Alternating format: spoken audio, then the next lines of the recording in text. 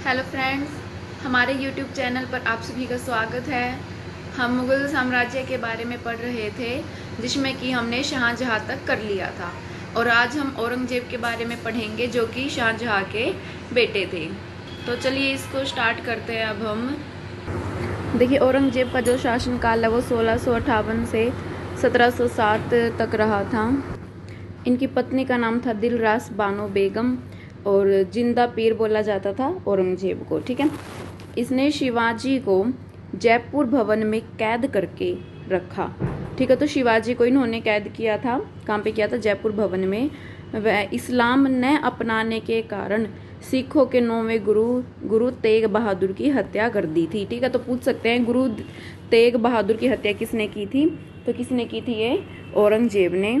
अच्छा, कल आपको बताया गया था कि गुरु अर्जुन देव की हत्या की थी, तो आप कमेंट करके बताइएगा गुरु अर्जुन देव की हत्या किस मुगल सम्राट ने की थी। ठीक है, तो जजिया कर दोबारा शुरू किया किसने किया? औरंगजेब ने। अच्छा, ये भी कमेंट करना जजिया कर किसने खत्म किया था। ठीक है, ऐसा कौन सा मुगल सम्राट था जिसने जजिया कर समाप्त किया था और उसको दोबारा किसने शुरू किया है? औरंगजेब ने। बीबी का मकबरा औरंगजेब ने बनवाया था, और कहाँ बनवाया? ये औरंगाबाद महाराष्ट्र में। ठीक है, औरंगाबाद महाराष्ट्र में बीबी का मकबरा बनवाया था। हिंदू अधिकारियों की सर्वाधिक नियुक्ति करने वाला मुगल औरंगजेब था। ठीक, औरंगजेब ने क्या था? सबसे ज्यादा हिंदू अधिकारियों की नियुक्ति की थी। औरंगजेब ने अपने दरबार में संगीत पर पाबंदी लगा दी थी। ठीक है, तो संगीत पर पाबंदी किसने लगाई थी? औरंगजेब ने। इसने हिंदू मंदिरों को तुड़वा दिया था।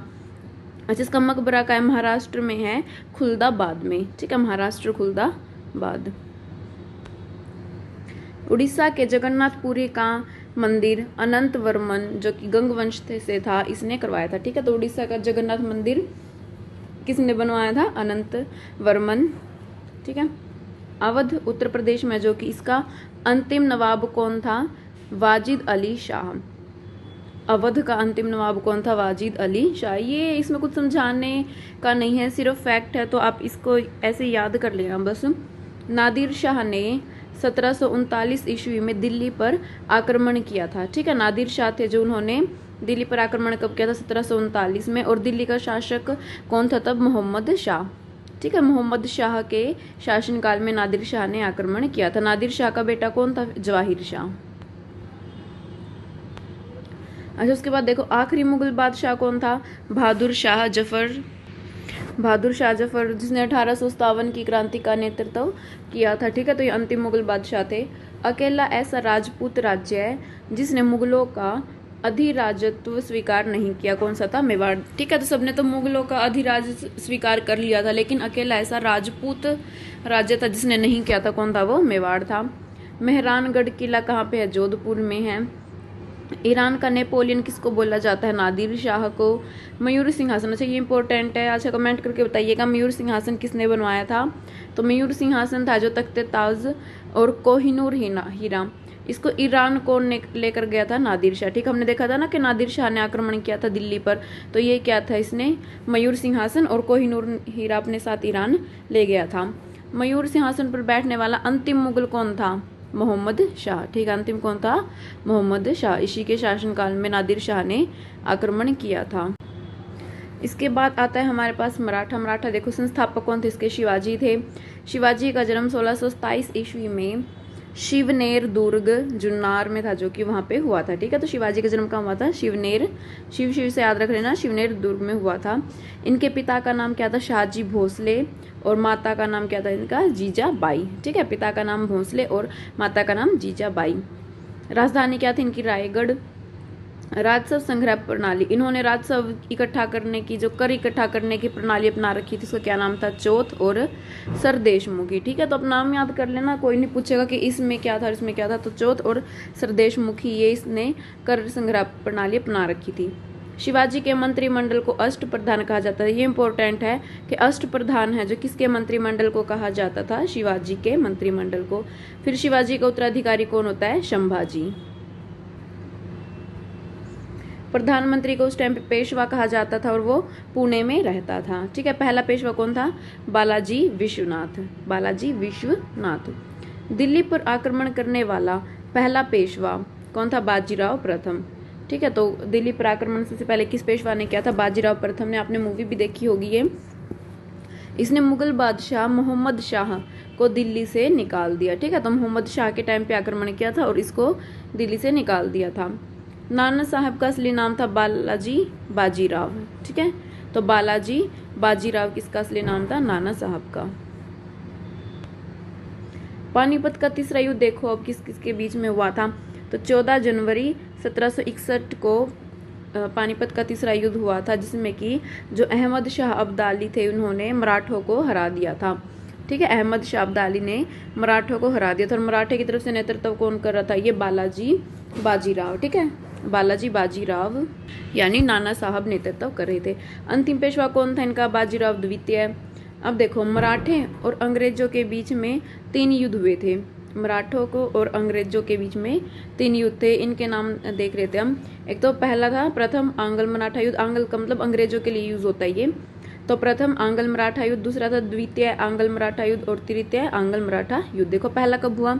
1782 में। फिर दूसरा हुआ था 1803 से 1805 और तीसरा था 1817 से 1819। जो पहला युद्ध हुआ उसमें तो सालबाई संधि हो जाती है, ठीक है। सालबाई संधि पूछ लेते हैं कि ये संधि कौन से युद्ध में हुई थी। तो सालबाई संधि हुई थी पहले में, दूसरे में हुई थी देवगांव संधि, ठीक है। देवगांव की संधि दूसरे में हुई थी और तीसरे में देखो क्या हुआ था? मराठा शक्ति व पेशवा के वंशानुगत पद को समाप्त कर दिया गया था, ठीक है। तो मराठा के पास जो शक्ति थी मराठाओं का और जो पेशवा का जो पद मिलता था वंशानुगत, वंश के अकॉर्डिंग जो पद मिलता था पेशवा को, उस सभी को अब समाप्त कर दिया गया था इसमें। उसके बाद सिख आ जाते हैं। देखो सिख संस्थापक कौन थे? गुरु नानक थे। गुरु का लंगर, जो लंगर चलाया जाता है, ये किसने शुरू किया था? गुरु नानक देव जी ने, ठीक है। गुरु नानक देव जी ने जो लंगर लगाया जाता है इनमें शुरू किया था। गुरु नानक की मृत्यु कहाँ हुई थी? करतारपुर में इनकी मृत्यु हुई थी। लहना गुरु अंगद नाम है इनका, लहना सिखों के दूसरे गुरु थे, ठीक है। तो सिखों के दूसरे गुरु क्या नाम था? गुरु अंगद या फिर लहना। इसने गुरुमुखी लिपि आरंभ की थी। तो गुरुमुखी लिपि इसी ने आरंभ की थी। अमृतसर नगर की स्थापना किसने करवाई थी? गुरु रामदास ने, जो कि चौथे सिख गुरु थे, ठीक है। तो गुरु रामदास ने अमृतसर नगर की स्थापना की थी। और जो इनके 5वें गुरु थे वो कौन थे? गुरु अर्जुन देव। कल भी हमने इसके बारे में पढ़ा था। तो गुरु अर्जुन देव जी 5वें गुरु थे। इन्होंने इनके धार्मिक ग्रंथ, जो इनका ग्रंथ है आदि ग्रंथ बोलते हैं या फिर गुरु ग्रंथ साहिब, इसकी रचना की थी, ठीक है। तो आदि ग्रंथ या फिर गुरु ग्रंथ साहिब की रचना किसने की थी? गुरु अर्जुन देव ने।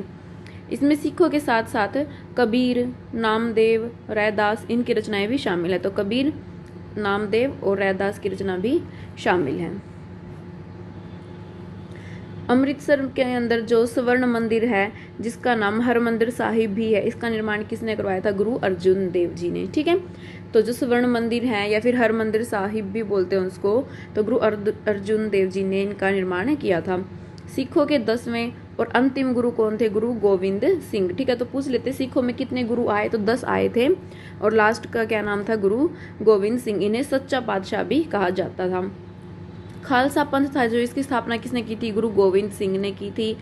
गुरु नानक और गुरु गोविंद सिंह नाम से सिक्के किसने चलाए थे? बंदा बहादुर ने, ठीक है। तो गुरु नानक और गुरु गोविंद सिंह के नाम से सिक्के किन्होंने चलाए थे?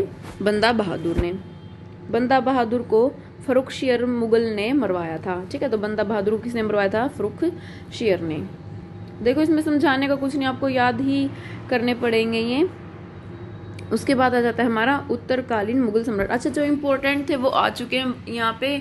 औरंगजेब तक ही थे जो मतलब कि योग्य शासक सिद्ध हुए। उसके बाद तो सब ऐसे छोटे मोटे ही शासक रह जाते हैं, ठीक है। तो उनके बारे में हमें कुछ खास पढ़ने की जरूरत नहीं है। तो देखो उत्तरकालीन मुगल सम्राट कौन से थे? एक तो सबसे पहले देखो अंतिम मुगल कौन सा था? हमने पढ़ा था बहादुर शाह द्वितीय यानी जफर। रंगीला बादशाह किसको कहा जाता था? मोहम्मद शाह को, जो जिसको दिल्ली छोड़ के भगवा दिया था नादिर शाह ने। तो रंगीला बादशाह कौन था? मोहम्मद शाह। घृणित कायर किसको बोला जाता है? फर्रुखशियर को घृणित कायर बोला जाता है। और 1857 की क्रांति में भाग लेने के कारण बहादुर शाह जफर था, उसको बंदी बनाकर रंगून भेजा गया, ठीक है। बहादुर शाह जफर ने इस क्रांति में भाग लिया था, इसलिए इसको हटाकर रंगून भेज दिया था अंग्रेजों ने। 1803 में शाह आलम द्वितीय के शासनकाल में अंग्रेजों ने दिल्ली पर कब्जा किया था। ये इंपॉर्टेंट है, पूछ लेते हैं। अंग्रेजों ने दिल्ली पर आक्रमण किया था, तब किस मुगल सम्राट का शासन था? तो किसका था? शाह आलम द्वितीय का। अच्छा, फिर उसके बाद हम बंगाल के शासनकाल के बारे में कल पढ़ेंगे, लेकिन अभी देख लेते हैं कि जो बंगाल का संस्थापक था वो कौन था? मुर्शीद कुली खां। ठीक है, तो बंगाल का संस्थापक कौन था? मुर्शीद कुली खां, जिसके बारे में हम कल पढ़ेंगे। कल से हम अच्छा देखिए दोस्तों, यहाँ पे मध्यकालीन भारत है जो हमारा समाप्त होता है। इसमें इंपॉर्टेंट इतना ही था। कुछ जो छोटी मोटी बातें रह गई हैं वो हम जब PYQ करेंगे इसके, तो उनमें डिस्कस कर लेंगे, क्योंकि मेन इसमें यही आते हैं। बाकी जो आएंगे हम PYQ से करेंगे। और कल से हम अपना आधुनिक भारत है जो मॉडर्न हिस्ट्री, उसको स्टार्ट करेंगे। दोस्तों, इस सैटरडे संडे से आपकी जो PYQ है उसकी क्लास रहेगी। इस सैटरडे और संडे को जो एंशिएंट हिस्ट्री है, प्राचीन भारत जो हमने पढ़ा था, उसके PYQ हम करवाएंगे। तो वो देखना आप प्लीज़ मत भूलिएगा।